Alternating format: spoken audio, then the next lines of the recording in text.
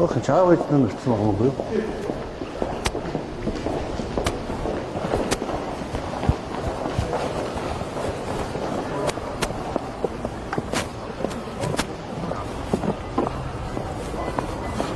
Автотаа бүгд баяр хүргэе. За тэгээд ээж авдаа хайртай их орондоо хэрэгтэй. Улс орныхаа одоо сайхан өдөртөгчнөр болоорой гэж хүсье. Баярлалаа бүгд. За нэг баяр хүргэе. Баяр хүргэе. Амжилт хүсье. Би хамгаалаад. За сайтай баяр хүргэе. Таатаа түүхийг том хүн байж. Тэ. Боловсролтой баярлж байна. Том ажлын зохион байгуулж байгаа. Би авсан марууд өгч явсан. Тэгэхээр нэг хэлний төвшин гэж харж байгаа мó. Одоо тэгээд сурах хэрэгтэй шүү дээ. Бэлтгэл сургалтын сая. Энэ эхний жил учраас бас тэгж байна. Эх жилээс бол хүүхдүүд чинь бүр бэлдээд эхэлнэ шүү дээ. За тэгэхээр ерөнхийлөгчийн илгээл хөтөлбөрийн талаар бол хамгийн ихийг хамгийн тодорхойгоор ярих юм бол та. Мэдээж монголчууд бид нэр энэ сайхан үйл хэргийн тухай бүгдээрээ сонссон, мэдсэн. Манай хүүхдүүд гадагшаа явж сураад байгаа юм байна. Хамгийн өндөр хөгжсөн оронд нь хамгийн мундаг сургуульд сураад байгаа юм байна гэж мэднэ. Тэгэхээр ингээд дотор агуулгын одоо яриач. Мөрөн сүх ерөнхийлөгчийн мөрөн хөтөлбөрт анх бол энэ 21-р зууны Монголын ирээдүйд 2100 гэсэн ийм тэтгэлэг хөтөлбөр байсан. Мөрөн хөтөлбөрт юу гэж туссан гэхээр сум хороо болгоны шилдэг хүүхдийг гадаад сурах гэдэг тийм заалт байсан. Энэ заалт бол 2100 хүүхдийг энэ гэр угааж гэрээс нь 21 аймгийн сум хороо болгоны шилдэг нэг таваас шилдэг нэг хүүхдийг дэлхийн шилдэг ихтэй сургуулиуд илгээгээд буцаагаад орон нутагт нь томилж ажиллах. Тэгээ энэ заалтыг хэрэгжүүлэх үүрэг бол энэ салбарын хариуцсан зөвлөхийн хувьд бол миний хувьд ирсэн. Тэгээд олон улсын олимпиад хүүхдүүдийг урамшуулах, тэднийг олимпиад амжилтаар орсон нөхцөлийн бүрдүүлэх. Нөгөө нэг асуудал нь бол энэ ерөнхийлөгчийн тэтгэлэг төлбөрийг хэрэгжүүлэх гэсэн ийм хэвлэлийн бахарл байсан. Нэгснээ Монгол улсын 330 сум 171 хорооноос дэлхийн одоо шилдэг сургуулиудад хүүхдүүд суралцуулах ийм одоо тэтгэлгийг зарлж байгаа. Герман улс ихээр танд ер нь төсөөлөл бууж гин үү?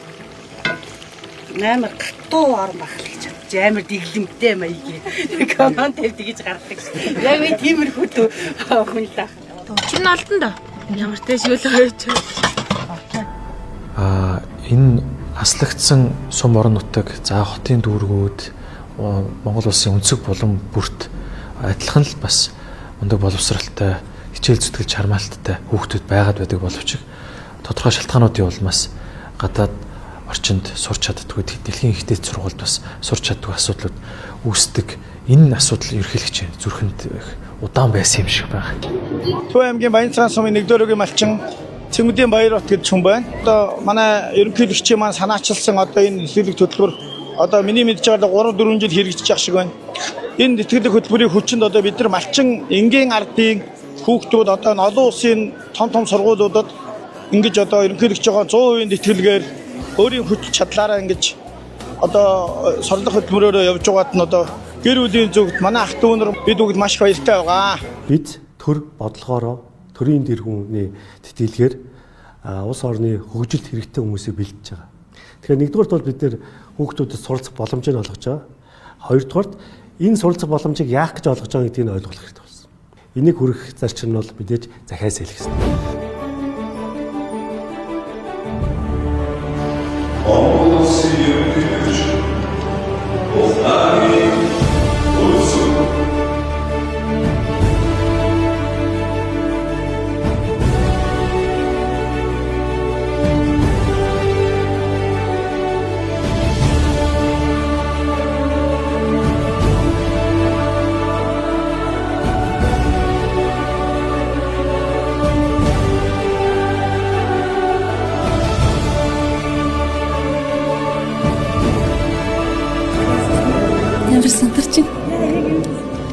Үгүй зүгээр баярлалаа гэхгүй.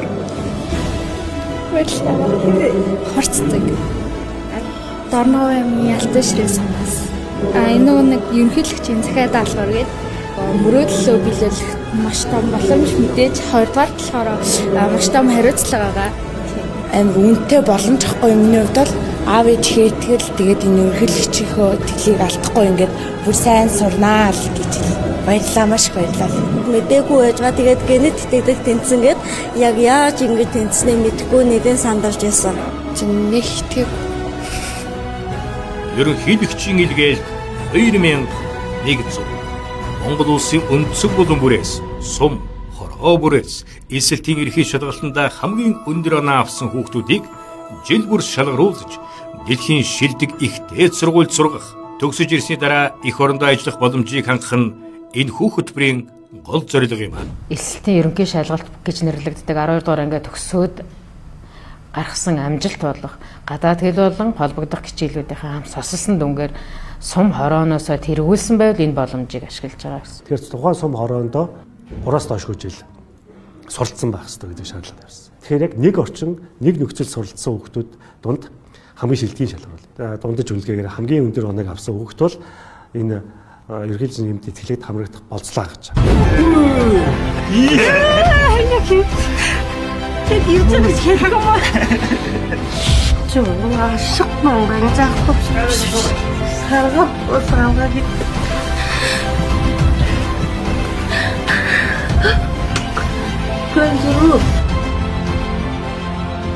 Эс хайртай. Нэ цөөхөн. Чигийн хүлээгээ зээж энэ. Төрөмсөл гэрч. Баяртай байна.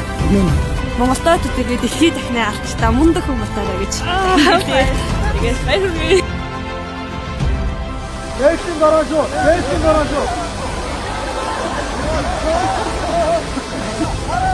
Өнгөц харахад нэг оюутны илгээгээд л нэг хүн сургаал авчраад эргээл ажиллаулаад байгаа юм шиг те. Том зургаараа бол энэ монголчууд бидний эрхэмсэг оршихуй. Монгол хүний үнэлэмж, Монгол улсын одоо монголчууд бидний өөх төх өв соёлыг олон улсын хэмжээнд өргөн цар хүрээтэйгээр таниулах бас нэг 700 хүн гадаад явцсан байна гэсэн үг. Ирсэн сайн явсан. Одоо энийг бол одоо civil diplomacy гэж нэрлэдэг шүү дээ. Иргэний дипломат үйл ажиллагаа. Манай улсын 21 аймгийн бүх аймаг сумдуудад одоо гадаадад дээд боловсрол эзэмшсэн залуучууд тэгээд гадаадад сурж байхдаа хүний нутагт байхдаа бол харилцан бие биенээ дэмжиж, харилцан бие биенээ хайрлаж харилцан бие биенээ ойлгож хүндэтгэж ингэж нэг баг нэг Монгол болж чадсан юм оюутнууд ирээд улс дотроо бүх сумд одоо аймагуудаараа ингэ тараад нэг сумд нэг биш бүр хэд очих нь шүү. Зарим тохиолдолд тийм байна шүү дээ. Тэгэхээр энэ оюутнууд маань бол яхахгүй ирээдүйд манай улсын хөгжлийг авч явах. Тийм ээ. Яг таны хэлсэн шиг. Эдгээр залуус бидний хувьд гүүр болно.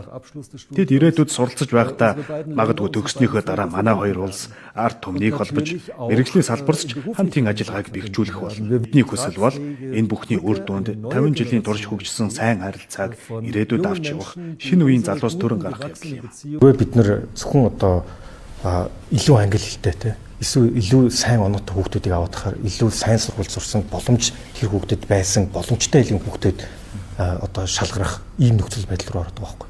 Гэхдээ бид нэр ялангуяа 12 жилийн боловсрол төр бол бүгдээрэнд нь хүртээмжтэй тэг шодрог боловсрол энэ одоо төр өөр олгох ёстой гэж би боддог. 2 мэдрэмж давцаж орж ирж байна. Мэдээж маш их баяртай байна тийм. Улсынхаа ерөнхийлөгчөөр гаргуулад маш их баяртай байна. Хоёрдугаарт нь маш их өндөр хариуцлага мэдрэгч байна. Би тийм татвар төлөгчдийн хөнгөөр явж байгаа учраас энэ нийтийн алдахгүй өнөө цагийн хамгийн зөв зүйтэй хөрөнгө оруулалт байгаасаа болохыг хүсэж байна. За ингээд бас нэг асуудал бол мэдээж хамрын тойргийн сургууль ичхээр хувийн сургууль, эцсийн сургуулийн хүүхдүүд энд хамрагдах боломжгүй болчихж байна. Тэгэхээр тэр хүүхдүүдэд ямар боломж бий болгосон гэхээр олон улсын олимпиадын хорон зохион байгуулалт олимпиадад медальт байрны шалгараад дэлхийн шилдэг 100 багц сургуулиас урилга авсан тохиолдолд тэр хүүхдүүд хамрагдах боломжтой болж байгаа. 2017 онд л одоо нэг шинжлэх ухааны академийн хурлыг эзэн би бол их баярлсан. Шинжлэх ухаанаа ингээд дэмждэг байсан байна. Одоо л үнэхээр мэдэгдэж байна гэж харсан. Маш их баярлалаа. Энэ улс орны хөгжил дэвшил бол шууд шинжлэх ухаантай холбоотой шүү дээ. Шинжлэх ухаан хөгжсөн улс орн хөгждөг шүү дээ. Шинжлэх ухаан хөгжсөн улс орн өсөнгөө хөгждөг тийм ээ. Энэ бол одоо шууд хамааралтай зүйл. Тийм учраас төрийн тэргүүний явуулж байгаа бодлого ч гэсэн шинжлэх ухаан суурилсан бодлого байна. Энэ шинжлэх ухааныг одоо бид нар бол нэгдүгээр тавьж байгаа. Монгол улс өөрөө 1911 онд орчин үеийн төр улсаа эмхлэн байгуулсан шүү дээ. Угтханд Монгол улс тэр үеэс гадаад руу явж эхэлж байна шүү дээ. Монгол улс 1926-аас 1930 онуудад төрийн бодлогоор улс орныг хөгжилд нэн шаардлагатай мэрэгжилтнүүдийг бэлтгэх бодлого хэрэгжүүлж, энэ хүрээнд Герман, Франц зэрэг өндөр хөгжсөн улсуудад суралцах 35 оюутныг илгээсэн. Монголын шинэ үеийн утга зохиолын үндэс суурийг тавьсан их зохиолч Д. Нацагдорч тэргүүтээ эдгээр оюутнууд эх орондоо иргэн ирж нийгмийн хөгжлийн их суурийг салбар бүрт тавьж чадсан бөгөөд Германд суралцсан Ж. Дүр сүрэн тэргүүтээ инженерүүд уул уурхай салбарыг хөгжүүлэх, дэд бүтэц, зам тээврийн суурийг тавихад чухал үүрэг гүйцэтгэсэн бол Францад суралцсан аюур зан нь Монголын анхны мал зүйч болж орхон үйлдвэрийн хоныг бий болгож нүүдлийн мал аж ахуйг шинжлэх ухааны үндэс суурьтай хөгжүүлэхэд үнэтэй хувь нэмэр оруулсан юм. Хүний нөөцөө гадаад улсуудад бэлтгэх энэхүү санаачлал нь Монгол төрийн бодлогын хүрээнд 100 жилийн хугацаанд тасралтгүй хэрэгжиж ирсэн ч зарим үеүүдэд нийгэм эдийн засгийн нөхцөл байдалтай уялдан саарч зогсонг байдалд орсон. Гэвч өнөөдөр энэ бодлого дахин эрчимжиж илгээлт 2100 хөтөлбөрийн хүрээнд үргэлжилж байна. Энэ нь Монголын залуусын анх удаа Франц, Герман руу их сургууль сурахаар явсан түүхэн аялалтай шууд холбоотой. Тухайн үедээ энэ аялал жинхэнэ адал явдал байсан юм. Энэ аялал нь Монгол Германы харилцан ойлголцлын үндэс суурийг эртнээс тавьсан. Өнөөдрийн 2023 оноос эхэлсэн шинэ дэдэглэх хөтөлбөр энэ уламжлалыг үргэлжлүүлж байна. Энэ бол тэр түүхэн аяллаа шууд залгамж гэж хэлж болно.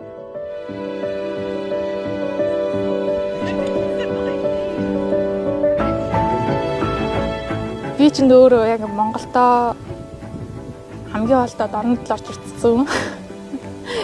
Анх удаа Германд ирээд анх удаа онгоцон сууж үзсэн, анх удаа галтэрийн сууж үзсэн, анх удаа усан онгоцон сууж үзсэн. Энэ нь бүх юм л анхны удаа. Би заавал биотехнологи гэдэг мэргэжлийг сонгосон бэ гэвэл ковид гарахад би яг юм бодсон л доо. Ийм аюултай өвчин гарахад хамгийн их сэргийлж чадах ганц юм нь вакцин байсан. Тийм вакцин гаргаж байгаа хүмүүс нь Герман, Орос, Америк нэгдсэн улс гээд өндөр хөгжилтэй орнууд гаргаж ирсэн байхгүй. Яагаад Монгол ч гэсэн ирээдүйд ийм өвчин гарлаа гэхэд вакцины тийм өндөр хөгжилтэй компанитай байж болохгүй гэж. Тийм болохоор ер нь би мэргэжлийг ингээл зогсон. Германы ерөнхийлөгч өнгөрсөн жил Монголд айшлах үеэрээ түүхэн баримт бичгүүдийг Монголд эргүүлэн хүлээлгэн өгч энэ онцгой үйл явдлыг дахин сануулсан. Тиймээс энэ нь бидний хамтын түүхийг илэрхийлсэн маш онцгой бөгөөд сэтгэл хөдлөн мөч байлаа. Их зохиолч Нацагдоржийн одоо бүхэл Стефан зурагтай энэ одоо визний анкет байж өгсөн. Тэгээ энийг бол одоо гадаад тагцааны яамных нь улс төрийн архиваас одоо ингэж хуулбарлаж авчиж манай иргэд төгсөн байна. За 19-р зууны сүүлээс л гэсэн үг шүү дээ тий. Одоо Япончууд яг тэр бодлогыг баримтлаад гадагшаа оюутнуудаа явуулсан байна. Зөвхөн миний хувийн ингээд харж байгаа өнцгөр бол дэлхийн 2-р дайны дараа одоо сэргээн босголт хийгээд Япон бол одоо өнөөдөр дэлхийн үндсэн одоо том эдийн засгуудын нэг болтлоо хөгжиж чадлаа тий. Тэгэхээр үр өгөөж бас нэг богинохон хугацааны хагас одоо 100-ны хугацаанд ч юм уу ингээд өгцөн юм шиг харагдаж байна л да. Тэгэхээр одоо Монгол улсын хэрэгжүүлж байгаа ерөнхийлөгчийн хэлхэлд 2100 шиг ийм хөтөлбөр үр өгөөж та ер нь ямар хугацаанд өгнө гэж харж байна Японы? Маш богино хугацаанд. Жишээлбэл 1868 онд Япон хилээ нээгээд Мэйжигийн төрөөс байгуулагдсан магцаал гадаад руу олон оюутнуудыг илгээж ирсэн. Тэд суралцж ирээд Японд олон шинэ хөгжлийг авчирсан байна. Гадаадд бэлдсэн нь бол их сонин тохиолдлууд бий. Ер нь ихэвчлэн Германд бэлдэж, Францад бэлдэж, Англид бэлдэж. Тэр үеийн одоо хамгийн хүчрэг гурван улс. Тэгэхээр энэ юуг л манайх ч гэсэн энэ түүхийг давтаж яваа. 1990-ад он гараад улс орн ядуу хэцүү байх үедээ энэ боловсролын тийм зээлийн сан, төрийн сан гэж нэрээр те. Эндэл эхлүүлээл гадаад руу сурсан сургаж байгаа оюутнуудыг илгээж эхэлсэн те. Тэгээ эндээс эргэж буцаж ирсэн улсууд нь улс орныхоо хөгжилд өөрийнхөө хувь нэмрийг оруулж байгаа юм шиг. Өнөөдрийн байдлаар 758 хүүхэд сургуультай сурч байна. Өнөөдөр би 269 хүүхэд одоо гаргаж өгөх эхнийх нь хүүхдүүдийг гаргаж өгөхөр ингээд сонгосны бодлого явж байна да. Энэ зорилт бодлого маань амжилттай хэрэгжиж байгаад би баяртай байна гэдгийг одоо хэлмээр байна. Үр дүн нь тун удахгүй гарах гэж найдаж байна. Одоо эхний хүүхдүүд маань сургуулиуд өгсөд эх орондоо ирж штэ. Тэгээд тэгээ цаг хугацаа бас хурдан юм. Та бүхний гарт эх орны чинь хувь заяа байгаа. Та бүхэн сайн сураа сургуулийн амжилттай сайн төгсчвөл Монгол улс хөгжимж. Тийм учраас та бүхэн бол үндэсний манлайлагч нар шилдэг тэргүүний оюутнууд Тийм учраас миний өвлүүдээс эх орны чинь хувьд шууд хамаарна шүү заа юу. Тэгээ сайн аваад их зүйл сураараа амжилт хүсье. Дэлхийн улс орнуудын түүхээс харахад оюутнуудаа гадаадд сургах бодлого нь үндэсний хөгжлийн чухал нэгэн хэсэг болсныг бид харж болно. Энэхүү бодлогыг богино хугацаанд эрчимтэй хэрэгжүүлж, улс эх орноо хөгжлийн шин шатанд гаргаж чадсан олон улс орн байдаг. Тодорхой нэг салбар, тодорхой нэг зорилгоор хүүхдүүдийг бодлохоор бэлдээд буцаж ирэхэд нь нөхцөлийн бүрдүүлээд ингээ хамтруулж чадвал Monel брендийг бүтээсэн боловсон хүчин инженерүүдийг Герман, Зөвлөлт холбоот улс болон социалист орнуудад суралцуулах замаар өөрийн хүний нөөцөө бэлтгэж байв. Монгол улсад электроникийн үйлдвэрлэлийг хөгжүүлэх анхны суурийг тавьсан энэ брэнд 1990 оны ихэнх үед өнгөт зурагт захилгаан бараа үйлдвэрлэн хэрэглэгчдэд хүргэж байжээ. Тухайн үед мэдээллийн технологийн бааз суурь хангалттай бэхжээгүй үед монголчууд өөрсдөө компьютер бүтээж өнгөт зурагт үйлдвэрлэх нь онцгой амжилт байв. Тэгээ манай ерөнхийлөгчийн илгээлт 2100 тэтгэлэг төлбөр бол бас адилхан зорилготой. Буцаж ирэхэд нь хамтарч ажиллах нөхцөлийн бүрдүүлж чадвал энэ залуус маань яг Monel-ийн жишгээр гэхдээ зөвхөн нэг салбарт биш, салбарт хувь нэмрээ оруулсан ийм үр дүнг үзүүлж чадна гэж харж байгаа. Сургуулаа төгсөх үед энээс ч гайхалтай юм бүтээх хэмжээнд бас очихын төлөө хичээн. Бүтээн биз дээ тий? Бүгдээрээ хичээн. Тэгээд ер нь бол ингээд энд байгаа технологийн соёл дэвшлийг нь аль болох улсдаа аваач нэвтрүүлэхийг бид бүхэн бас хичээх болно. Тэрийг бас Монголын анхны машиныг хийсэн. Бас сонирхолтой үстэй тий Монголоос анх удаа нэг тийм уралдааны машин бүтээлээ гэхээр бас тэгэхээр бас тиймэрхүү юм байна. Миний туршлагаас ингээд сүүлдээ ингээд харахад бол сүүлийн 30 жил бол тий одоо нэгсэндээ merit зарчим буюу илүү одоо авьяас чадвар дээр толгуурлж олгогдох ёстой татвар төлөгчдийн мөнгөний одоо санхүүжилт мэдээлэлд ойрхон за эсвэл одоо дарах зэрэг ч юм уу тийм одоо хүүхдүүдэд хүмүүст илүү нэгсэндээ шудраг ус юм та. Шудраг усаар очиж ийм төр зурагтай байсан байлээ л дээ. Тэгэхээр тэр утгаараа ерөнхийлөгчийн одоо энэ илгээлт 2001 зүгтийн илгээлт яг сум орон нутгаас хүүхдүүдийг шалгаруулж авдаг нь илүү тэгш боломж олгосон шудраг одоо хүртээмжтэй боломж олгосон хэлбэр нь болов гэж бодож байгаа юм л да.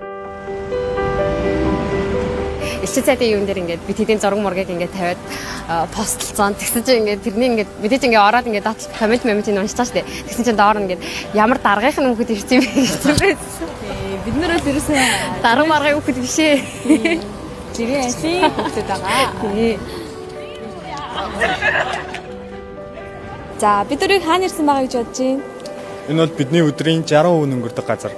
Энэ бол Чехийн техникийн их сургууль буюу Czech Technical University in Prague. За бид нар болохоор барилгын инженерийн оюутнууд байгаа. Тэгээд ийхүү харж байгаа баслан бид нар барилгын инженерийн факультет дээр байна. Би саяхан Твиттерт нэг зураг хуваалцсан юм.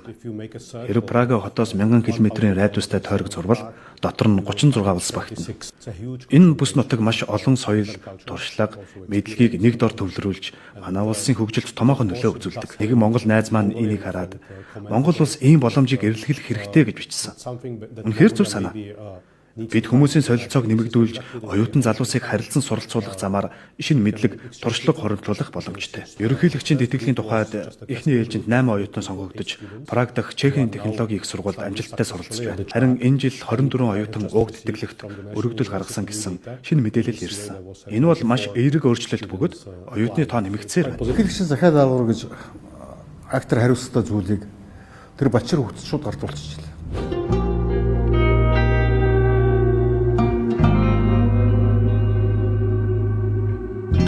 Сайн байна. За, хэвэн чи хандгах мөн үү? Та юу? За. За, бид нэр Монгол улсын ерөнхийлөгчийн тамгын газраас яваамаа хандагаа. Хөөе надаа юм өмсгүй юм. Зүгээр. Олон улсын одоо нэр хүнд бүхий ихтэй сургуульд элсэн суралцах ерөнхийлөгчийн илгээлт 2100 тэтгэлэг төлбөрт хамрагдах урилгыг хөргүүлж энэхүү илгээлтийг хадгалуулваа. Өндөршөн минь. Рой юм би.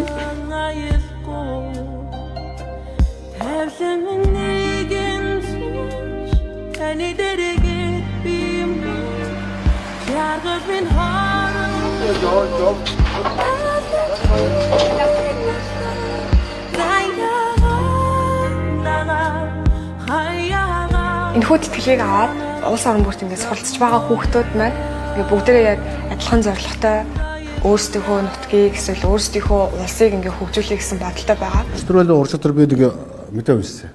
Одоо ингээд 280 мянган барийн мэрэгжлийн өндөр ур чадвар бүхий хүний нөөц шаардлагатай байна гэдэг. Хаана уншиж та. Өнөөдөр мянган гар нь одоо төгсч ирэх тэр хүүхдүүд маань энэ салбарт ажиллаж болох уу?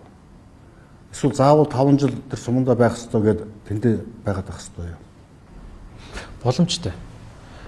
Тухайн хүүхдээсээ шалтгаалаад ямар хэрэгцээ шаардлага байгаас хэл бид нар тохируулгыг өөрсдөө бүрэн хийх боломжтой.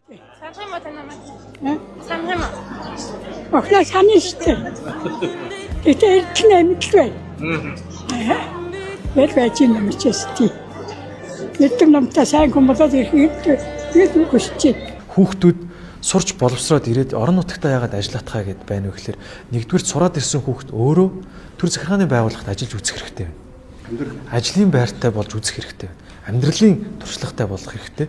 Тэр үүднээсээ бол сум орон нутагтаа ч ажиллаатхаа тэнцээ бас тодорхой хэмжээнд багшлах шаардлагатай буюу академик боловсрол эзэмшсэн зүйл эхлээд үрээ суулгах шаардлагатай гэдэг юм ярьж байгаа. Цаашлаад альва энэ бас төслүүд рүү бол манай 2100 цагийн хүүхдүүд бол ихэнх нь татагдж ажиллах байхаа гэж итгэж байна. I want you to work on this problem.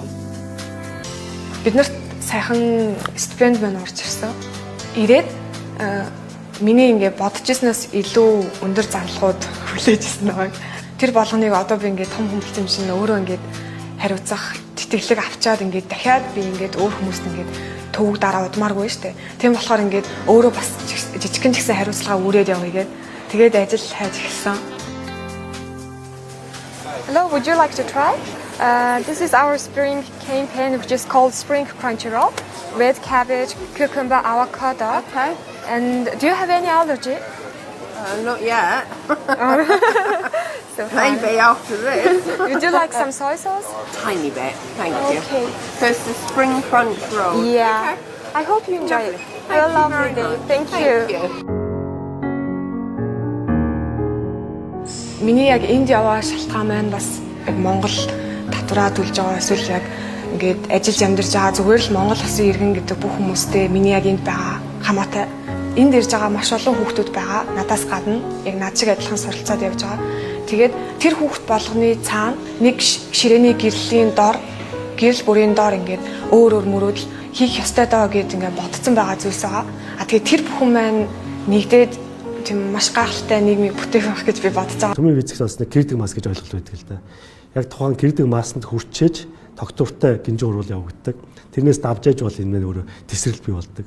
Тэгэхээр тухайн цаг үед нэг зорилгоор бэлтгэгдсэн критик масс бүртгүүц залуусыг бид бэлдэж чадаад ашиглаж чадах юм бол энэ залуус минь өөрөө Монгол улсад хөгжлийн галыг, хөгжлийн тесрэлтийг авчрах ийм залуус болно. Ингээд бид нар бүгдээрээ нийлээ нэг тийм эффект гарна. Маш хүчтэй тийм улс оронд нэг тийм шин тесрэлт болно гэж найдаж байгаа. Баянзүрх дүүргийн 27 дугаар хорооноос гарч ирсэн баггүй. Тэгээд энэ сууж байгаа Өврангаа аймгийн хар өрөн сумаас гарч ирсэн. Ерөнхийдөө хичээлгээл гэдэг тэтгэлэг тэнцээд англи дэвчингүүд тэр жижигхэн аймагт тэр Баянгарын хотуудад хүүгүүд ч бүх тэр сурагчид нэг тийм салхи оруулж өгд юм байна гэдэг аюул ойлгосон. Эх орондоо буцаж очиод өөрсдийн эзэмссэн мэрэгжил сурж орсон ур чадвар мэдлэг туршлагаараа дамжуулаад хэдэн 100 дахин илүү тийм үр өгөөжтэй байхын төлөө бид нар одоо энэ суралцсан гэдгээ хэлмээр байна. Яг нь бид нар орон нутгийн одоо хөгжлийг яаж хөгжүүлэх үү гэдэг бол эндээс шийдэх гэдэг байгаа байхгүй. Тийм болохоор яг орон нутгаас яваад дэлхийн жилдэг сургуультай суралцаад одоо заавал шилдэг гэхгүй шүү дээ. Гадаад өөрхөн тэр хэрэгцээ тийм мэрэгчлэрээ суралцаж хурж ирээд тэгээд буцаад их орондоо ирээд тэр орон нутагт очиж шийдлүүд гаргаж ирэх юм бол маш сайн кейс бол. Надад нэг хөгжил гэхээр өндөр шилэн барилга энэ төр огт биш. Энэ бол хөгжил бүр ягаач биш. Харин надад хөгжил гэдэг бол стрессгүй амьдрал. Тэгээд иргэдтэй ээлтэй нийгмийг л хөгжил гэж хэлнэ. Яг энэ пошос шиг. Тийм болохоор би сумандаа очивол хамгийн дөрөнд нийт тулгараад байгаа асуудлыг шийдсэн бүтэн байгуулалтанд тусламж өгч байна да. Энэ ерөнхийлөгчийн илгээл 2100 энэ бидний тавьж байгаа зорилгод ямар нэгэн байдлаар нөлөөлөх үү? Тэр гадшаа чадамж бүхий залуучуудаа авчиж байгаа имийг сааруулахад энэ тусад туслах уу? энэ төсөл тусалж таарна л гэж бодож байгаа бол мэдээж тусалж таарна. Яагаад тэгэхээр эдгээр ойлгох тий зорилгонд. Яагаад тэгэхээр энэ чинь ерөөсө зөвхөн Монголд биш олон улсын хэмжээнд энэ ойлгогдож байгаа. Би түрүүн бас тэр хэлэх гэж байгаа зогсож юм байна. Нэгдүгээрт эдгээр оюутнууд маань гэрээтэй явж байгаа. Очоод сурчаад буцаж ирээд одоо улс орондоо 5 жил ажиллах гэрээтэй. Тэгэхээр ирээд үндсэндээ мэдлэг боловсруулалтаа улс орныхоо хөгжил дэвшилтэд хувийн бай оруулна гэсэн үг. Энэ гэрээ нь өөрөө бодлогын хэмжээнд хийгдсэн гэрээ биш. Оюутнууд маань явна, тэтгэлгээ аавна, сураад боловсроод одоо диплом аваад өргөдлөөд буцаж улс орондоо ирнэ гэдэг.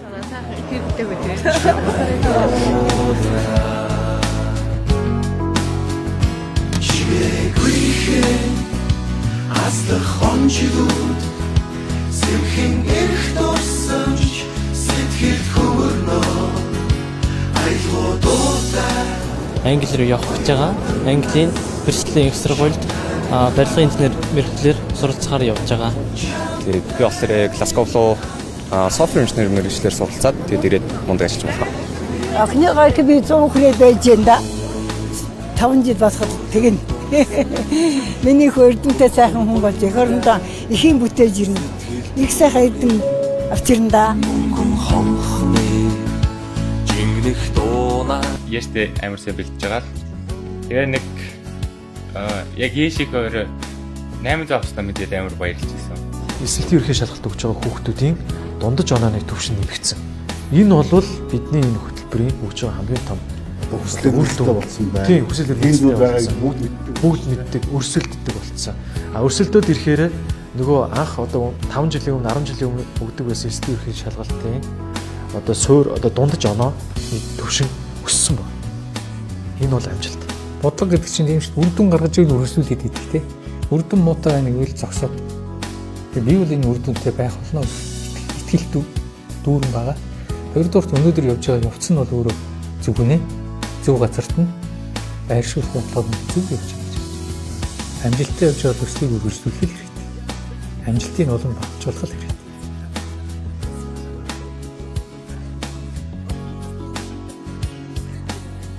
Хавьтайгаа уулзчихъя.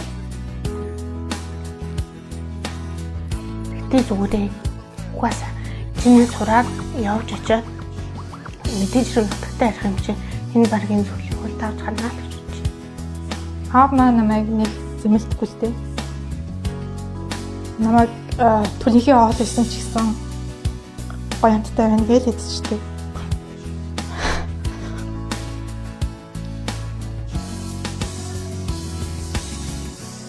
Би амьдралдаа бодоод тахны аавда хайртай шүүж эхэлж байгаа юм байна. Тийм болохоор ингэж болтгой хайртай шүү гэж хэлсэн.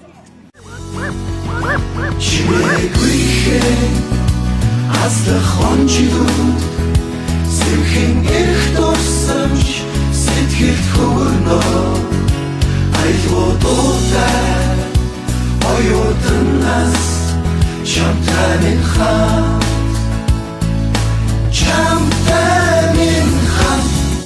Сайн сууж байна уу ээжээ? Охин сайн байгаа. Мундаг хүн болоод ээж хаа ачиг заавал хэрэглэнэ гэж бодож байгаа. Намайг оцоход эрүүл агаараа л гэж хүсэж байна. La la la la